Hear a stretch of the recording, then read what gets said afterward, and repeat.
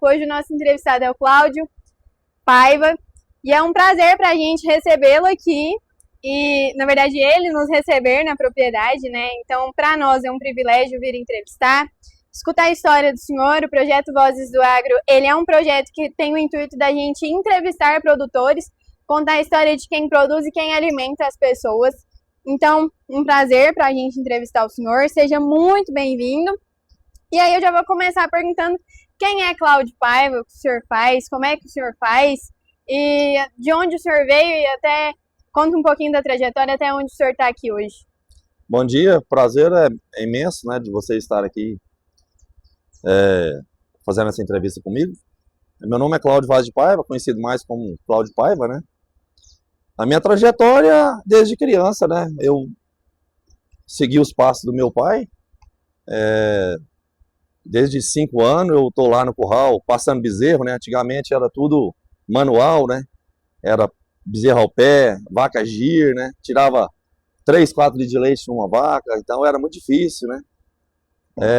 E aí eu aprendi a gostar, né? E aí saí para estudar, mas sempre nas férias, fim de semana estava em casa e tudo, na fazenda.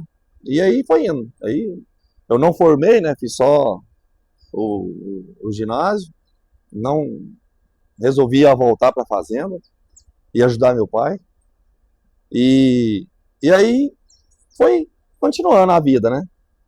Devagarzinho, foi logo quando eu casei, aí eu já fui fazendo as coisas sozinho, né? Já adquiri minha propriedade, peguei um pedaço lá da propriedade do meu pai e foi indo assim. Teve uma ocasião que eu tive que parar de tirar leite, depois voltei de novo, continuei de novo, parei de novo, aí continuei de novo. Aí essa propriedade aqui eu adquiri em 2007. Então tá com esse ano, fim do ano faz 17 anos que eu comecei aqui. Pequenininho, né? Eram 15 hectares quando eu comecei aqui.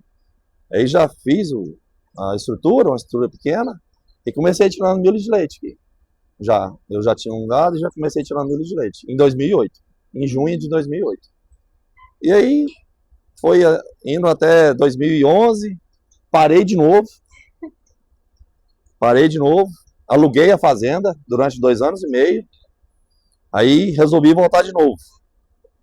Nesse meio tempo da volta, eu fiquei sabendo, eu nunca tinha visto falar do tal do Compost Barn, em 2014.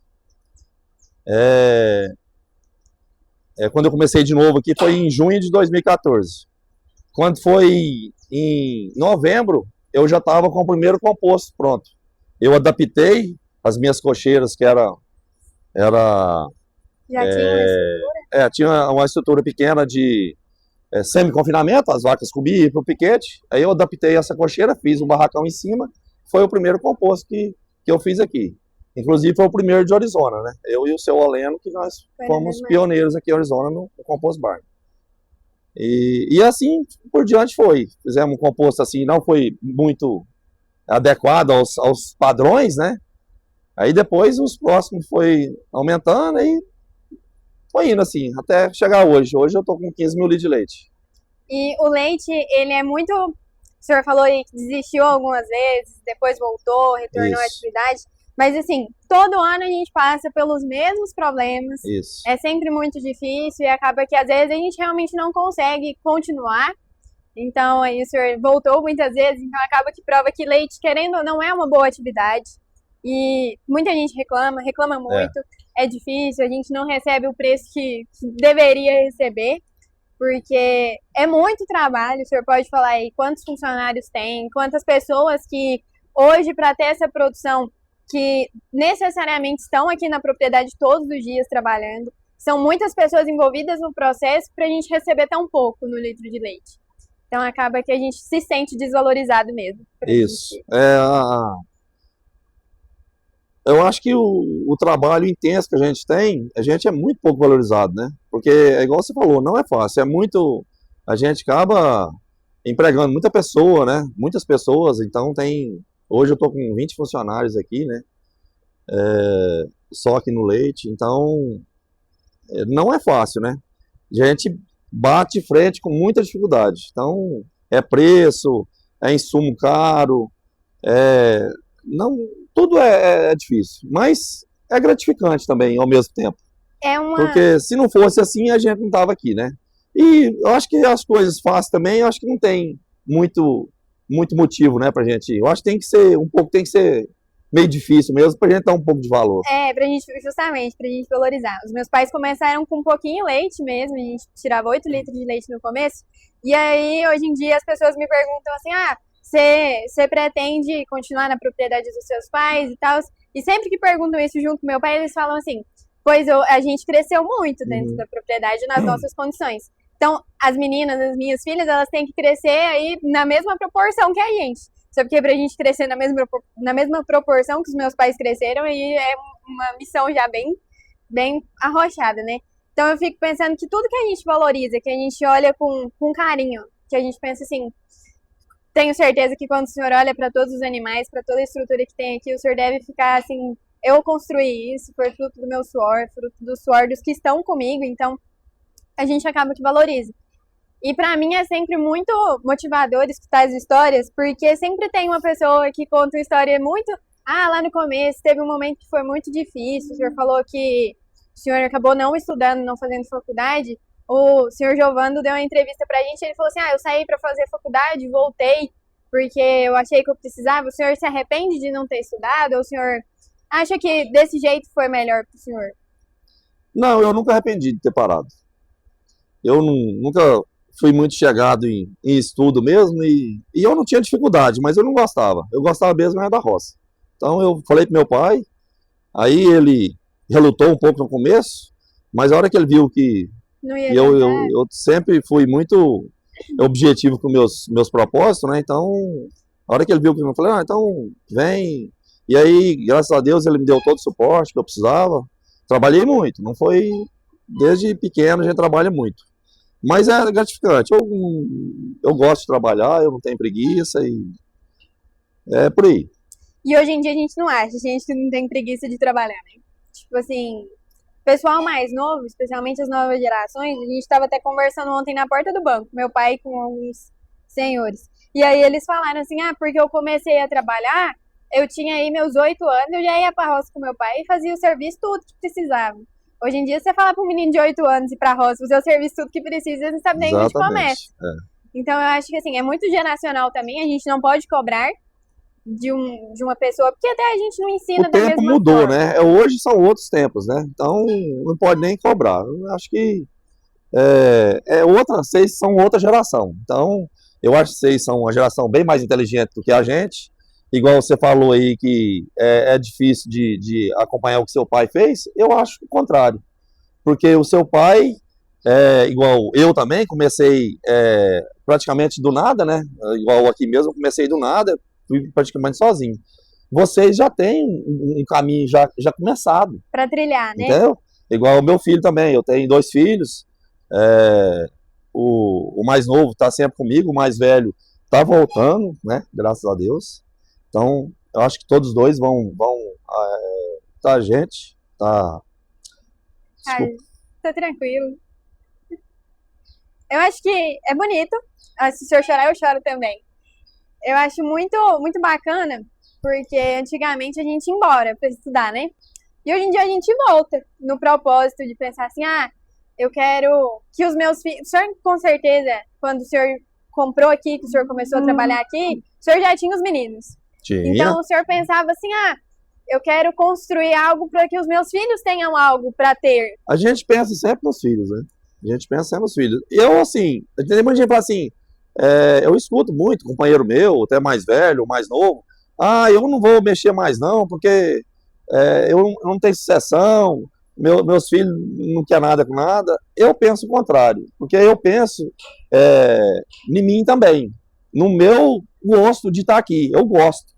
Então, independente dos meninos quererem ou não, é uma coisa que eu gosto, eu faço porque eu sinto prazer, né? É igual você falou, a minha realização, né? E é, De vida, sei lá, de tudo, né? Então, graças a Deus, eu tenho uma família muito boa, não tem nada que reclamar, muito pelo contrário, é só alegria. e assim, a gente fica olhando, assim, para muitas famílias, e às vezes a gente vê o outro fulano ali do vizinho que, o filho dele tá lá o tempo inteiro e ele sempre tá junto. E às vezes, não, quando acontecer de ser a sucessão, talvez ele não vá fazer uma sucessão tão bem feita. E às vezes os filhos do senhor tendo ido embora, tendo vivido aí parte da vida deles com as próprias pernas, por dizer, assim por dizer, voltando, talvez eles valorizem ainda mais do que alguém que esteve o tempo todo. Até porque às vezes a gente deslumbra muito com o mundo lá fora, e quando a gente volta, a gente vê que o paraíso era em casa. Uhum. E isso eu acho que acontece na maioria das vezes, com a maioria das pessoas, pelo menos as que eu conheço, porque eu já vi muita gente falando assim, meu sonho era ir embora pra Goiânia da vida estudar, e quando eu tive a oportunidade de voltar pra casa, eu descobri que eu nunca devia ter saído de casa. Então, assim, pra mim, eu não quis sair daqui de Arizona, então eu estudo, faço faculdade, mas eu ainda moro aqui, e eu tenho pra mim que eu não sairia, que eu gosto demais daqui pra ir embora, eu gosto demais de estar com a minha família. Então, às vezes a gente tem mesmo que dar uma andada com as próprias pernas pra valorizar. Quando eu era mais nova, eu não queria. Quando eu era mais nova, eu falava assim pro meu pai, eu nunca vou ficar aqui, que eu não quero isso pra mim, não. Aí hoje eu tô lá, né, fazendo dificuldade e falando que eu não saio da roça mais. E aí, o senhor acha que hoje no quadro de funcionários, pensando na sucessão, que já estamos aí em uma geração muito diferente, o senhor acha que vocês mais pra frente colocariam um robô, que nem o Cláudio Pereira logo ali? Olha, não é uma hipótese descartada, mas agora, no momento, não. Diante do cenário que está a economia e tudo, né? Eu acho que não está em hora de fazer novos investimentos, né? Então, a vida inteira eu investi, né? Eu já tenho, você vê, desde de 2007 para cá, não tem um ano, a não ser os 2 anos e meio que eu parei, não teve um ano que eu não investi na fazenda. É construindo um barracão novo, é uma sala de ordenha nova, é um bezerreiro, então é um biodigestor, então sempre está construindo alguma coisa. Então eu agora resolvi dar uma parada, estabilizar o rebanho, né, de antemão, porque a terra também já não suporta mais o tamanho para a produção de alimentos, né? Então, e a gente fazer alimento fora fica muito caro, a logística, então a gente tem que pensar em estabilizar também, né? E eu também já não estou uma criança mais também, né? Eu tenho que aproveitar um pouco a vida também. Pois é, tem que aproveitar mesmo. Então, assim, o robô ele vem para muita facilidade, para facilitar muito as coisas, mas ele ainda é um investimento muito caro. Isso. E aí a gente fica olhando aí o que tá o mercado, que a gente não sabe se hoje o leite está de um preço, amanhã ele já tá de outro, o leite pode cair, é só problema. E aí a gente olha aquilo e fala assim, oh meu Deus, e as contas no final do ano, como é que paga? Então, assim, eu acredito que o senhor tá muito certo em pensar assim, agora eu vou controlar aqui o que eu tenho. Quem sabe mais pra frente vocês compram mais terra aí, produzem ainda mais. Tem muito gado aí na recria, né? Pra chegar ainda. Então, agora o senhor vai fazer um melhoramento do rebanho, né? Muito provavelmente, melhorar ainda mais o Já estamos rebanho. melhorando já, né? Já tem 4 anos que eu faço acasalamento, né? Os animais hoje ainda tem animais de compra ainda, mas já está quase acabando. Então os animais que são crias hoje, inclusive esses aqui, são todos genotipados, né? Então a genética, a tendência é só cada vez melhorando mais, né? Melhorar agora, conseguir médias melhores, né? Alcançar médias melhores. Quanto tá a média aqui hoje? Hoje está com 36 para 37. Já é uma média muito boa. A minha meta é chegar até o fim do ano em 40, se Deus quiser. Em Deus, vai dar certo. E o senhor fez o barracão da recria tem muitos anos? Muito tempo ou tem pouco tempo? Que o senhor fechou a recria também no confinamento? A recria já tem 4 anos que eu fechei a recria. Tem 4 anos que eu não tenho animal de fora mais. Esse aqui foi feito ano passado. Aí o lado de cima não estava cabendo, né? Não tava ficando meio aglomerado, aí eu tive que fazer esse barracão aqui. E aí tinha um outro barracão que tinha novilha também, aí eu aproveitei ele para vacas de leite, e aí transferi as novilhas para cá. Por isso que eu tive que fazer esse aqui. E o senhor viu uma diferença muito grande quando fechou elas em questão de desenvolvimento? Porque, assim, elas dão um salto de desenvolvimento muito grande, né? Você tirar do piquete, mesmo que no piquete seja aí um manejo perfeito, sem defeitos, você fecha no barracão, a realidade é outra, né? Para fechar aí, para elas irem, para o senhor já tendo 4 anos que fechou elas, o senhor viu uma diferença na produção desses animais depois que eles foram fechados? A diferença é muito grande e tem vários fatores. O primeiro fator é a mortalidade. Depois que você fecha os animais, você ganha aí imensamente na mortalidade. É muito difícil morrer um animal, quase morre. Que é um animal que a transição da desmama, da pós-desmama, você sabe mais do que eu também, você sabe, você é nova, mas você sabe, lá no seu pai você deve ter problema também. Todas as propriedades que tem, eu tinha muito problema de mortalidade na pós-desmama. Que aí vem a tristezinha, vem a pneumonia, é barro, né? Então, nesse sistema aqui, é uma maravilha, desse sistema de mortalidade. E na diferença de ganho de tempo.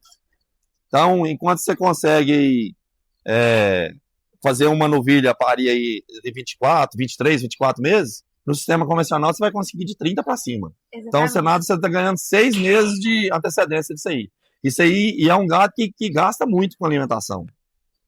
Então, se você por 6 meses de leite a mais que você vai ganhar na primeira cria dela, isso aí já põe isso aí na caneta, dá muito dinheiro. E outra coisa é o ganho de leite. Eu vi isso aí na realidade. Um dia, uma pessoa que falou que já tinha fechado e as novilhas tinham um tanto de leite na hora que paria. Quando era mais ou menos a minha realidade. Quando eu fechei elas, as primeiras que pariram, depois que elas já estavam fechadas desde pequena, elas deram 10 litros de leite a mais do que o convencional. Então é só ganho. É muito... Porque, assim, a gente muda muito o tratamento delas. E, assim, dentro do barracão, a gente olha com mais atenção, a gente acaba que passa e fica olhando se elas estão todas bem, se elas estão deitadinhas, se elas estão comendo, se estão ruminando. E, às vezes, no pasto, a gente não tem esse controle tão eficiente. E até a questão, assim, o povo fala muito de maus tratos aos animais, que o animal fica fechado aqui dentro, que ele não se expressa, que não sei o quê. Com todo respeito, eu acho que isso é a maior mentira que existe, a maior balela. Eu acho o contrário. Porque você olha uma estrutura dessa para falar que você não está fornecendo conforto e bem-estar para o animal. E foi um investimento muito em massa aqui de Orizona, foi o município inteiro, né?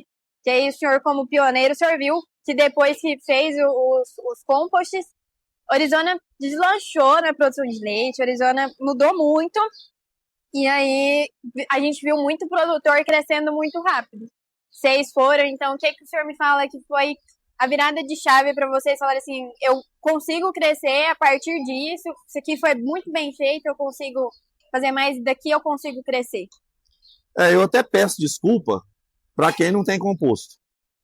Tem muitos companheiros meus, eu sou meio direto nas palavras, você vai me desculpar. Mas eu vou falar. Eu até falo para muita gente, por eu ser assim, um dos primeiros, muita gente me pergunta, né? Muitas pessoas que fizeram composto me perguntaram e eu sou direto com a resposta. Se você estiver pensando em continuar na atividade de leite, você faz composto, senão você para.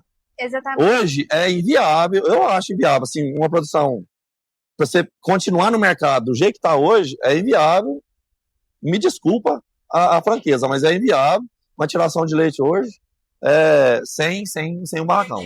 E tem muita gente que fala assim, eu sou pequeno, não posso fazer. Não existe isso, né? Seu pai mesmo é testemunha disso. Você começou pequenininho, fez um barracãozinho lá para 30, 40 vacas, não sei.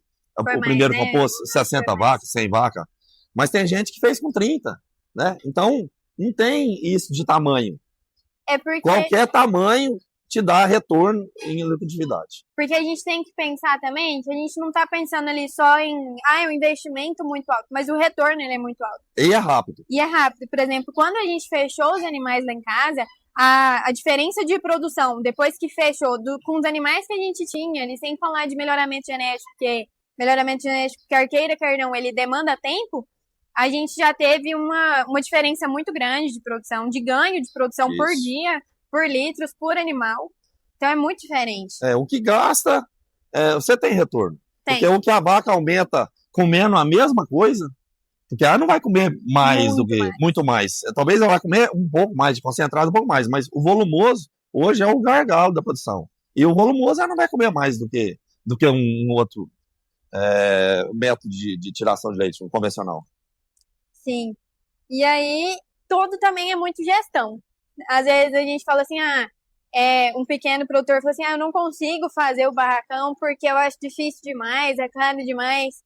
Tudo é gestão. Se você souber administrar aí o dinheiro, fazer a conta para investir no momento certo, como o senhor falou, agora não é o momento de investir e saber o momento de parar, saber o momento de continuar, eu acho que é muito importante. Na gestão hoje, é o senhor que toma conta aqui da propriedade? O senhor tem alguma ajuda de fora, alguma assistência? Como é que é? Eu tenho assistência, né, do veterinário, é o Rafael Paiva, né, que já tem muitos anos, desde quando eu comecei aqui, ele que me dá assistência. A parte de gestão mais eu e a minha esposa mesmo, que faz a parte financeira, essa coisa de financiamento, o que vai fazer ou não, mas é eu e minha esposa mesmo. E hoje, o que o senhor considera indispensável na produção de leite? O senhor falou que se não tivesse aqui, além do composto, o que o senhor fala assim, se eu não tivesse isso aqui mais, eu não... Se isso aqui não existisse na propriedade, hoje para mim seria inviável continuar na atividade. Tem alguma coisa além do composto? Eu acho que é um conjunto, né? É um conjunto de composto, de genética, né? De parte ambiental, né? Porque a gente tem que preocupar muito com a parte ambiental, né? Aqui a gente não perde nada, a gente não degrada nada ambientalmente, né? É tudo feito, tudo dentro das técnicas certinho, né? Tem um biodigestor, não vai nada para o subsolo e tudo, né? Tem a fertirrigação que a gente faz. Então, eu acho que é um conjunto de tudo que a gente tem que... uma coisa depende da outra. E evoluiu muito, né? Você pensa assim, em 2014, quando o senhor fez o primeiro barracão, em questão até de pensar como seria a estrutura para hoje, quando o senhor foi construir aí o último barracão que vocês construíram, é muito diferente o tanto que evoluiu em tão pouco tempo.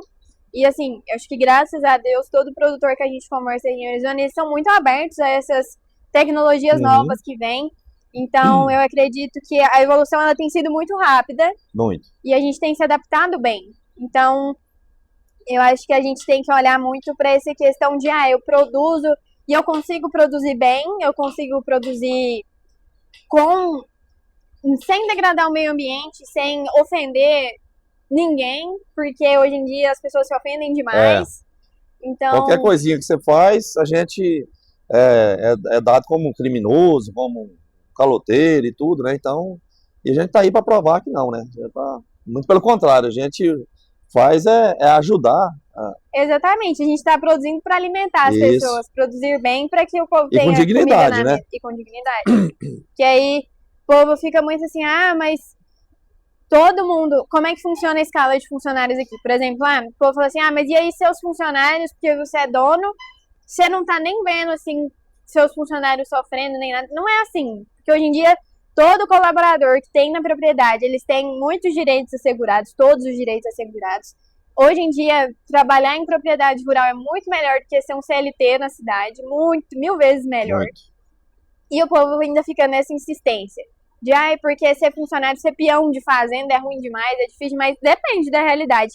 Hoje, na nossa realidade do leite, na estrutura que a gente fornece e no que é cobrado de nós pelos laticínios, porque também somos muito cobrados por eles, a gente não pode fornecer menos do que uma qualidade excelente para as pessoas, para trabalhar, para estar aí. Então, a escala dos funcionários do senhor hoje é como? Pelo menos do de ordenha.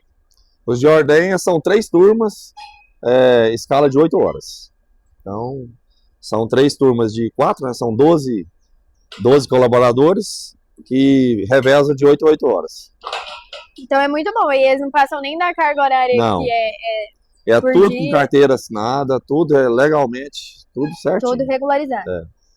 E aí, a gente pensa assim, muito bom ter essa diferença. E não dá diferença dos turnos, não. Por exemplo, chega um turno aí, o primeiro turno acabou vamos supor que eles começam meia-noite, para dar certinho a hora. Começa meia-noite, 8 horas da manhã, fechou, né? E aí, para o outro turno, os animais já são adaptados, já são tranquilos, já conhecem. Então, você não tem esse problema de falar assim, os meus animais estranham. Porque tudo é muito organizado, muito conversado, muito adaptado. Então, eu acredito que não tem esse problema, pelo menos não por aqui, não por essa região nossa, graças ao que a gente tem buscado de conhecimento, que a gente busca muito também. Eu admiro muito os produtores aqui de Arizona, porque eles buscam muita informação. Então, tem palestra, eles vão, tem o evento que foi a Festa do Leite ano passado, tanto de palestra boa que teve, tanto de informação que a festa mobilizou. Então, eu acho que fez uma diferença.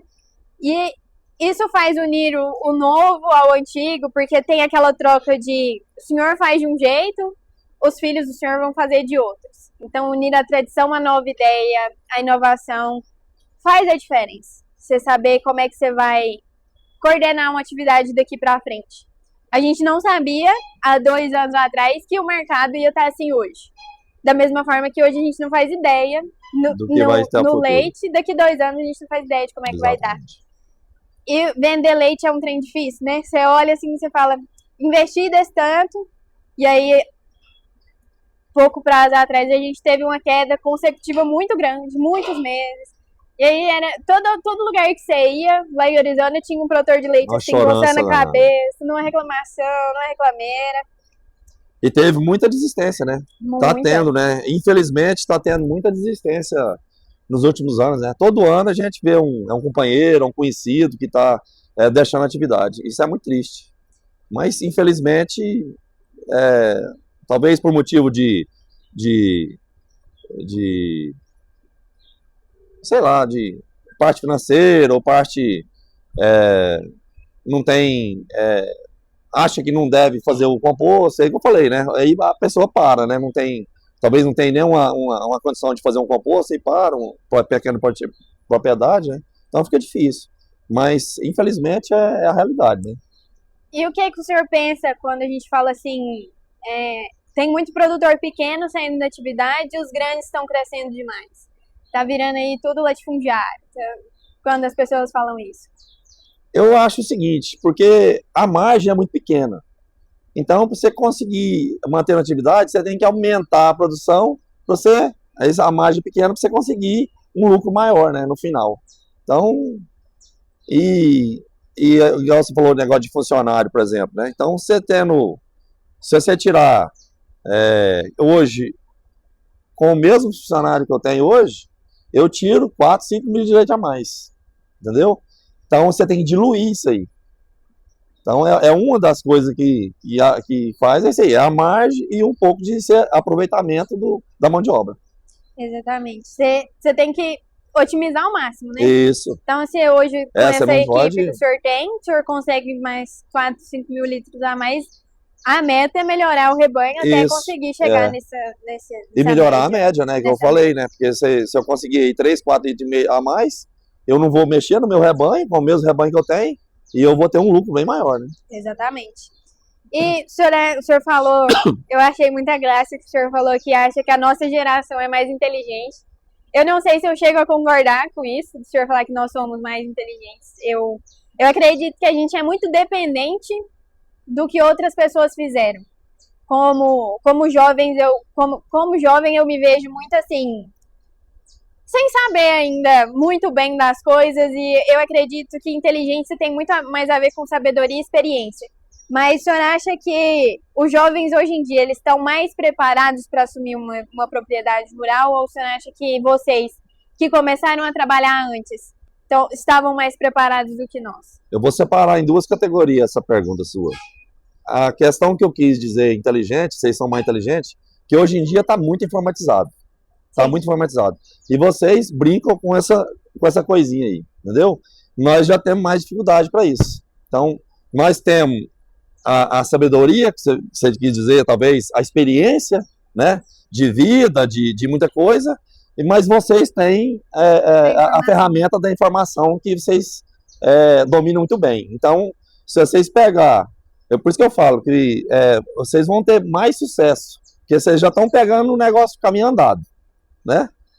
Igual vocês, meu filho, meus filhos, e vocês têm a facilidade a tecnologia anda muito, assim, o negócio tá atropelando, né? É uma coisa imensa o que está acontecendo de um ano para o outro, né? Então, por isso que eu falo, vocês pegar a experiência que a gente tem e a informação que vocês têm e o que tem a por vir, vocês vão. Vai longe daqui uns demais, dias a vaca né? tá dando 100 litros de leite. Ó, que nem a do Cláudio ali, né? Na festa do leite. Médio geral que eu falo. Ó, nossa, meu sonho. Falar assim, tem não precisa nem ser todos os barracão, assim. Um barracão dando 100 litros de média, já pensou? Que sonho, nossa! E aí, a gente pensa assim, existem diferentes tipos de conquista. Então, eu falei agora, brincando que seria meu sonho ter 100 litros de leite de média lá na propriedade dos meus pais. Acredito que o senhor também seria. Mas existem muitas conquistas diferentes, né? Existe a conquista que o senhor mencionou dos filhos do senhor estarem vindo, se interessando. Eu acho que isso é uma conquista muito bonita. E para o senhor, o que é a conquista que mais te traz orgulho hoje? Como produtor rural, como esposo, como pai? Qual que é a conquista que mais agrega na vida do senhor? Que o senhor fala assim, eu venci na vida porque eu venci isso. A conquista maior que eu tive na vida foi a minha esposa, né? Que aí depois veio os meus filhos, né? Que é a coisa mais valiosa que eu tenho hoje. Bonito demais. Já pensou? Você chega na vida assim, você tem tudo que o senhor tem, o senhor olha e fala assim, a minha família é o meu bem mais valioso. Eu acho que isso diferencia quem está produzindo para alimentar outras famílias de quem só quer produzir. E eu acho que isso que é o significado do nosso programa, do Vozes do Agro, do nosso projeto, que é mostrar a realidade das pessoas. O senhor está aí fazendo com a sua família para outras famílias, você consegue muito mais. Você vai mais longe pela ética que envolve nisso. Se é de uma família para outra, já tem ética envolvida, de você pensar assim. Não, com certeza. Família é tudo, né? Se você tiver a família, o resto é consequência, né? Você ter apoio, né? Então, mas tem que ter apoio, né? Não adianta nada você ter uma família que não tem apoio, né? Graças a Deus a minha me apoia e segue junto na dificuldade, nas alegrias. Na então, tristeza, na saúde, na doença. Tem alguma coisa que o senhor acha, o senhor pensa assim, olhando para tudo que o senhor tem, o senhor fala assim, que o senhor ainda queria ter ou que o senhor ainda quer conquistar? Meus netos. Oh, ter netinho, eu também sonho em ser avó. Eu acho que ver que tudo que a gente fez e ver mais pessoas chegando, netinhos, criancinhas correndo, mexendo aqui brincando com os bezerros, eu acho que é um sonho muito bonito a ser realizado, né?